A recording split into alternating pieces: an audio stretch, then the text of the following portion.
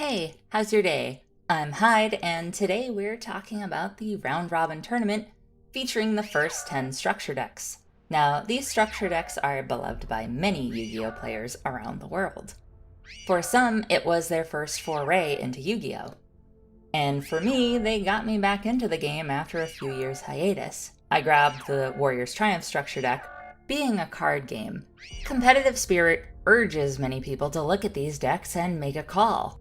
Are they good? Are they bad? Do they belong in a dumpster? Well, I started off my YouTube journey this time around kinda doing just that. I made some silly videos with Yugi, Joey, and Kaiba discussing decks in a tier list how I believed, mostly, they would value each deck. And after reading all the comments on those tier list videos, it really got me pondering. The tier list was a rating of each deck as is. No boosters, no extra copies, just how good they are out of the box with no additions. But what if they all actually faced off against each other? How would you best decide which one is best? You'd need duelists of equal skill, surely. But skill in Yu-Gi-Oh! Is hard to define. Everyone kind of has their different strengths, everyone builds decks differently. But that's where our friend Yu-Gi-Oh! Tag Force Arc V Special comes in. Yes, our friend has a very long name, but this game comes with the option to pit the same dumb AI against an equally dumb AI. Then we give each one a deck, throw them in a laundry machine, spin that sucker around until everyone has dueled everyone once, and we see who the winner is. Now, this idea, in theory, is fine, but you'll soon see why equally dumb AI versus equally dumb AI doesn't quite produce the results we might be expecting. So, here we are, 10 structure decks in a round-robin tournament. 9 rounds, each deck faces off against every other structure deck at least once in a best of 3. This was a marathon. Each duel lasted about as long as the average opening turn in modern Yu-Gi-Oh! So as you can imagine, this took several hours. To spare you the same fate, I am going to blow through the results each round and talk about what I felt the most interesting duel was. In round 1, Dinosaur's Rage easily dismantled Machine's Revolt. Spellcasters took 1 round from the deep but ultimately lost. Blaze of Destruction put up a fight against Warriors Triumph. Zombie Madness smashed through the Invincible Fortress. And Dragon's Roar faltered against the Lord of the Storm. The best match in my mind has to go to Spellcaster's Judgment versus Fury from the Deep. Now, in my video, Fury from the Deep is listed as an S-tier structure deck. And with the polls I presented, most of my viewers at least agreed. So, eyes are on Fury of the Deep to perform pretty well. I expected them to absolutely stomp Spellcaster's Judgment, but to my surprise, Spellcaster's Judgment won the first round after 34 turns of trying to beat around Tornado Wall. Fury from the Deep does get revenge, however, and defeats them within 10 turns during round 2. Spellcaster's Judgment did misplay quite a bit and blew up way too many of their own cards. Then Fury from the Deep revealed that Darts designed this deck, and they used all 3 Legendary Oceans during round 3. They also used Daedalus to help secure this victory, but they did cycle through all 3 of their Legendary Oceans so fast you could assume this was Season 4 of Yu-Gi-Oh! In fact, my stream and I started to have this ongoing joke that whenever Legendary Ocean was played, the Seal of Orichalcos theme should accompany it. So if you do hear that in the background every time Legendary Ocean is played, you understand why. Round 2 saw Fury from the Deep destroy Machine's Revolt, Warriors triumph over Dinosaur's Rage, Invincible Fortress wall out Spellcasters, Zombie Madness slays Dragon's Roar, and Blaze of Destruction is smothered by Lord of the Storm. But hold on, what's this? They're the only one this round that didn't get 2-0'd? Well, that's kind of weird, right? Let's take a closer look at that. Now, Blaze of Destruction didn't have the worst opening hand. They could have actually gotten a Solar Flare lockout early, but Lord of the Storm defeated them on turn 8 during the first round. Blaze of Destruction does spin it back on the next round when Lord of the Storm hilariously bricks and dies on turn 6. And we see this extremely niche fringe case of Meteor of Destruction being the deciding factor of a duel. Blaze of Destruction certainly didn't win this round. Lord of the Storm just lost. Seriously, it did not put up a fight at all. Game 3, however, ends on turn 8, and both decks do decent damage, but Lord of the Storm in the end walks away with it. And for style points, they even go for that exact 0 bonus. Comment down below if you understood that reference. Round 3 features Warriors besting Machines Revolt in a close match. Fury from the Deep erodes the fortress. Lord of the Storm bests Dinosaur's Rage. Spellcasters spellbind the dragons. And Zombie Madness endures the Blaze of Destruction. The match of the round here has to go to Machines Revolt and Warriors.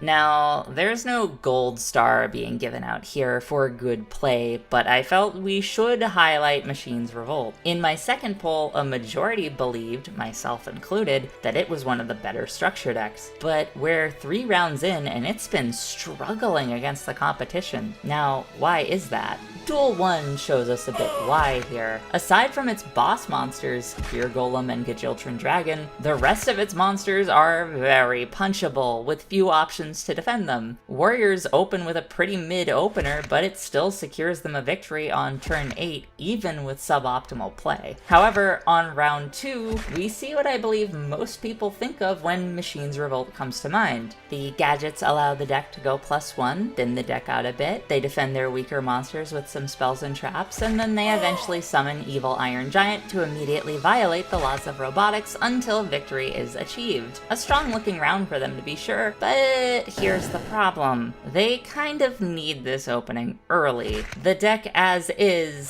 starves if it doesn't get this opening, and we see that happen in round 3. Warriors throw out a Marauding Captain lock, and Machines Revolt never recovers in time, and they tragically die on turn 10. A quick look at the standings post round 3, and the D tier Blaze of Destruction is where the memes say it belongs. Machine Revolt, however, is not meeting expectations at all. Neither was my favorite of Dragon's Roar. Zombie Madness, Lord of the Storm, surprisingly, Fury from the Deep, and Warriors Triumph all remain undefeated. Lord of the Storm is the biggest surprise here, I think, and most everyone expected Machine Revolt or Dinosaur's Rage to be in its place. Round 4 had Fortress take down Machines, Lord of the Storm defeat Warriors, Fury from the Deep beat Dragon's Roar, Zombie Madness overcomes Dinosaurs, and Blaze of Destruction secures a W over Spellcaster's Judgment. What? This round I'm going to be highlighting Dinosaur's Rage and Zombie Madness. While many players will criticize cruise control decks, they are something of a strength when introducing players to the game for super casual play. Zombies so far are one of the undefeated decks at this stage in the tournament, and it's easy to see why. It's unlikely that Zombie Madness bricks, and it's highly likely that they throw something out with at least 2,400 attack points. They take on Dinosaur's Rage and win on turn 8. Dinosaurs do fight back, however, and showcase why some people on the polls favored them. If they get a lead, they can be difficult to uproot. Black Tyranno forces them on the back foot and eventually just direct attacks for game. But then a tragedy occurs. Dinosaurs storm the field in the 3rd round. Zombies are in trouble, and Dark Triceratops is chipping away at life points, and nothing can stop it. Until dinosaurs throw the game so hard it leaves the planet, leaves orbit, and then hits the Neospatians and teaches them how to play the game wrong, informing their wacky-tabacky effects for all time. They tribute their piercing damage for Superconductor Tyranno, and this stops them from dealing damage to Spirit Reaper. Zombies then steal it, Atem would be proud, and they proceed to lose the game a couple of turns later. As a man once said, "Congratulations, you played yourself." Pay no mind to the extra ominous editing, surely nothing crazy happens this round. Round 5 sees Lord of the Storm issue a factory recall on Machine Revolt. Dragons roar at a fortress only to die and get swept. Warriors go to war with zombies but lose because there's always another zombie movie. Spellcasters judge Dinosaur's Rage to be easy clap, and then we have Fury from the Deep versus Blaze of Destruction. The undisputed S-tier deck of the first 5 versus the meme of the first 5. Now, some people in the Twitch chat told me not to bother with this match. We should just skip it and move on. We all know the result. Is that a Foxfire necklace start? Yeah, we know the result. And despite Fury from the Deep getting Legendary Ocean, it bricks hard. Look at those turns tick by. And yep, that checks out. Turn 13, Space Mambo hits the field eventually. Amphibious Boogroth hits the field and direct attacks Blaze of Destruction into Oblivion. There we have it. Proof of D tier right there. If you can't do something with 13 turns of your opponent bricking, what can you even do? Blaze can brick on their first hand in round 2, that's what. Luckily, Fury doesn't do much better. And then we get this. 18 nonsensical turns. Tornado Wall is up, Blaze has 1650 life points left, Gravity Bind hits when Blaze starts to fight back. They're done. But then...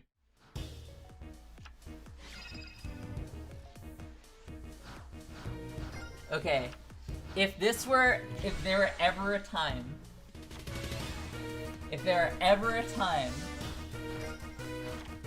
for Infernal Flame Emperor to be summoned, this is it. Oh my goodness.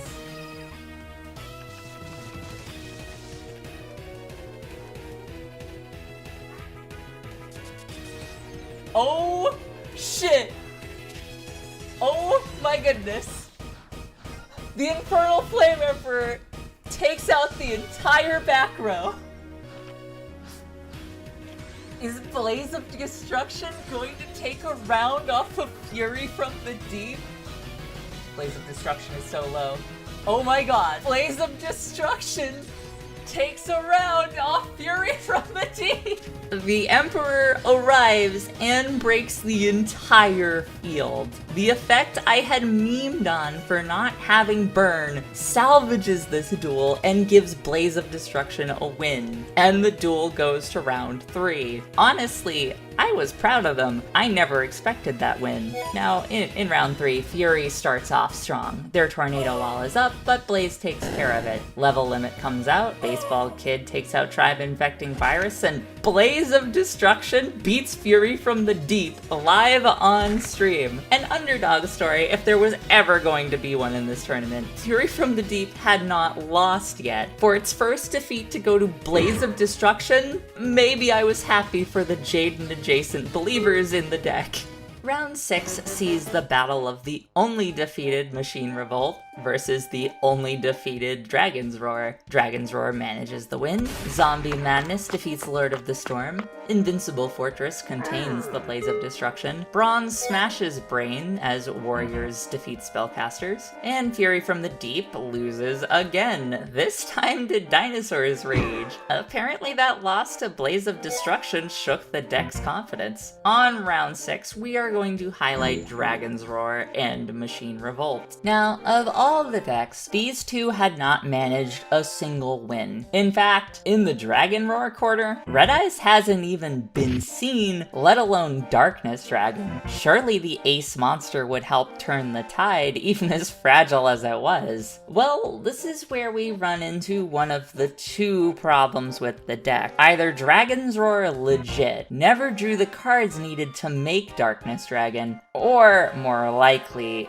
the AI doesn't know what to do. Let me explain. In Tag Force 2, Zane was notoriously bad. His programming often held him back. See, the AI in Tag Force would look at the attack points of a card as is, and decide what to do with it before considering the effect. This meant that he would set his Cyberdark monsters. These are monsters that normally grab a dragon from the graveyard and boost their attack points up to competitive levels. But even if the effect meant Zane could easily punch over a baby dragon, he'd cower in fear instead and set his Cyberdarks, then play very passively. I believe Dragon's Roar ran into much of the same problem. Multiple times, we saw Red Eye's Black Chick get set and destroyed, but never once did we see it summon a Red Eye's Black Dragon. And that's more often than not because the monster had a measly amount of attack points. And if the field was open, the AI would rather punch with something like Luster Dragon instead, since it had a much higher attack value, since it wasn't considering the effect. And if it had nothing stronger than Black Chick, the AI wants to play safe rather than punch with an 800. This This is likely what contributed to the underwhelming performance of Dragon's Roar in this tournament, and that's a shame because of how many people were waiting to see at least one Darkness Dragon appearance. But spoilers. Not even regular Red Eyes makes a single appearance. Sorry, Red Eyes fans. I was just as disappointed as you were. Anyway, Machine Revolt takes round 1 here, getting another exact 0 bonus with a Cannon Soldier tribute, of all things, and some Ancient Gear Gajiltron beatdown. Round 2 shows Dragon Roar's winning, if we can call it that, strategy, with the AI being as borked as it is. Small Dragon Beatdown, with a ceasefire finish for game, and the Small Dragon Beatdown strat wins again on turn 8 of the following game. What happened to you, Machines Revolt? You used to be a contender, probably. At the close of round 6, only Zombie Madness remains undefeated, and in second is Lord of the Storm? Yeah, this haphazard win deck has made it 6 rounds with only 1 loss, and it was to Zombie Madness, the undefeated deck. Third is right now a 3-way tie between Fury from the Deep, Invincible Fortress, and Warrior's Triumph, and what's that right? Let's not think about that. Round 7 is afoot. In it, Zombie Madness buries Machines Revolt, Dragon's Roar defeats Blaze of Destruction, Lord of the Storm soars above Spellcaster's Judgment, Invincible Fortress defeats Dinosaur's Rage, and Warrior's Triumph no diffs Fury from the Deep. Are you okay over there? For this round, I want to spotlight Lord of the Storm. They're 7 rounds in, and with only 1 defeat, this warrants investigation. Now, despite losing to Spellcasters in 10 rounds without putting up much of a fight in their first scuffle, Lord of the Storm spins this back. Despite both decks settling down in Brick City for 26 turns, Lord of the Storm summons Simorgh to punch for game eventually. There are no strengths to talk about here. Both decks drew horrendously. Lord of the Storm just drew slightly less shit. Spellcasters kill themselves in round 3 despite being able to stall a little longer if they had wanted to. But Lord of the Storm just in general has an easier time getting their bigger monsters out. The fact that Harpy Lady 1 boosts attack and can be searched is certainly a boon for the deck.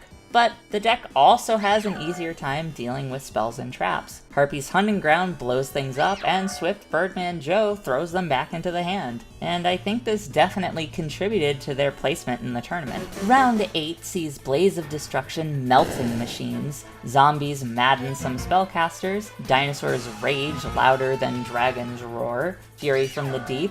Everything is so bad in this era. Dinosaurs rage, Fury from the Deep, Zombie Madness. Fury from the Deep does best to Lord of the Storm.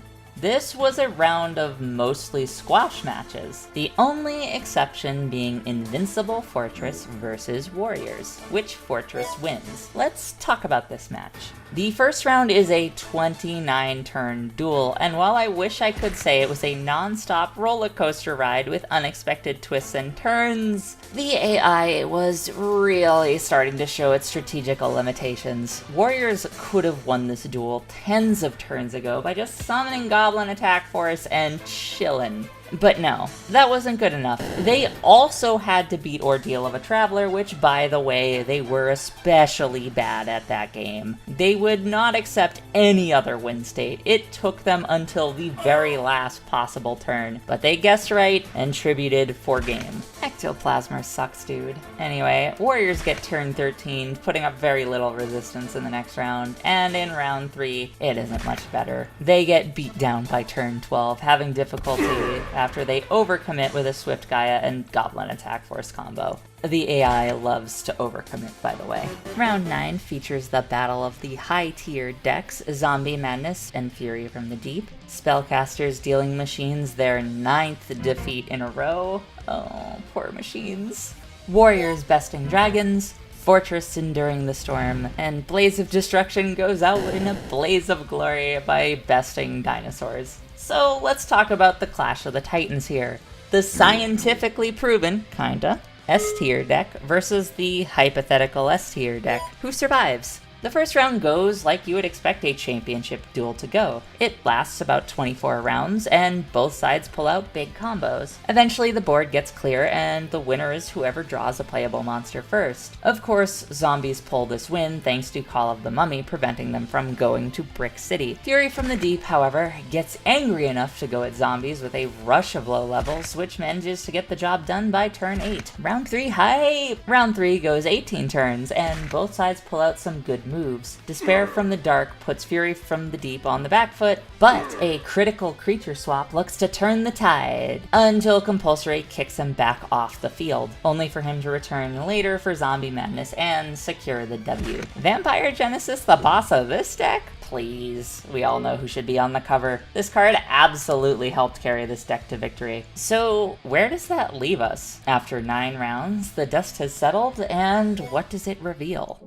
Zombies won this, easily. Even if Dinosaur's Rage hadn't tragically misplayed, the rankings would not have changed. They would have been 8-1 and still won this tournament. Their consistency rivals the consistency of the other decks, and that consistency also involves summoning monsters with more than 2,400 attack. Very difficult to deal with for our dumb AI duelists.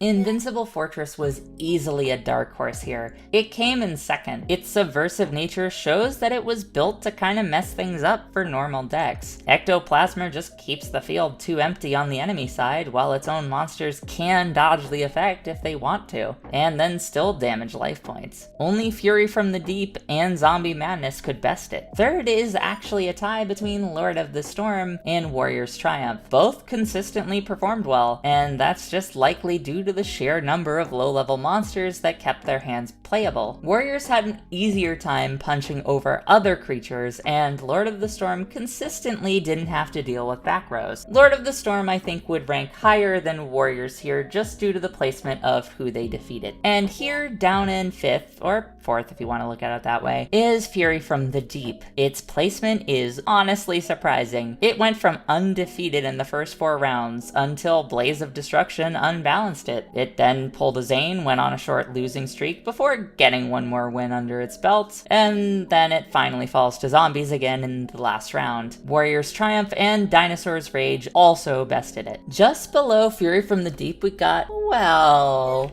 look at that. Blaze of Destruction in the middle of the pack. While I certainly never expected Blaze of Destruction to do this well, it is nice to see. Its strategies are a little all over the place, and its burn is not particularly lethal or aggressive, but in this round-robin tournament, it did enough to place here. Spellcaster's Judgment and Dinosaur's Rage are tied for 7th at 3 wins apiece. Both decks are strong gimmicks, but rather unreliable ones. Dinosaur's Rage biggest upset was against Fury from the Deep, while Spellcaster's best showing was against Dinosaur's Rage. So if I had to order them, I'd place Dinosaur's Rage slightly higher for taking down Fury from the Deep. Alone in 9th is Dragon's Roar, which was only able to beat Machine's Revolt and Blaze of Destruction. This deck was definitely held back by AI oversight in my book, but it could have also just been bad luck. 2,400 beatdown is just not a prime strat, and seeing as the best monster it could summon was Armed Dragon level 5,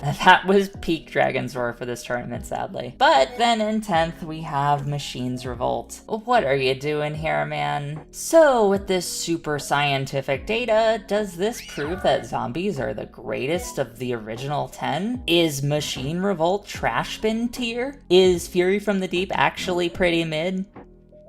Nah. Probably not. A lot of these decks do need a pilot that can think more than not at all. Does this show what would happen if you casually taught a few friends Yu-Gi-Oh! And handed them all decks? Probably. Machines would require a bit more overhead than zombies. Are your newbie friends really going to appreciate why going +1 when you summon a gadget is super totally rad? Probably not. Will they appreciate this card lets you throw a big monster on the field? Yeah, probably, especially when they punch you in the face with it. The AI just isn't equipped to handle the complex thinking that is required to understand and operate a children's card game. But this was an interesting experiment. I do plan to repeat this one more time, however, I will be pitting the decks against each other under the assumption that you had bought 3 structure decks. So it'll be an optimized, kinda, structure deck tournament, if you will. So we'll get a bit of a closer look at their quote unquote true power. Feel free to share down below what your experience with the structure decks have been. Did you play any of these? How did you modify them? Do you think Blaze of Destruction is secretly S tier? Let me know. Just make sure to keep the discussion down below civil, yeah? We all have our different opinion on which decks are cool, which decks are viable, so just don't go attacking anyone over their views, and, we got no problems here, Chief. Well, I've been Hyde, thanks for listening, and thank you guys so much for the 5,000 plus subs. Here's to 5,000 more. Bye.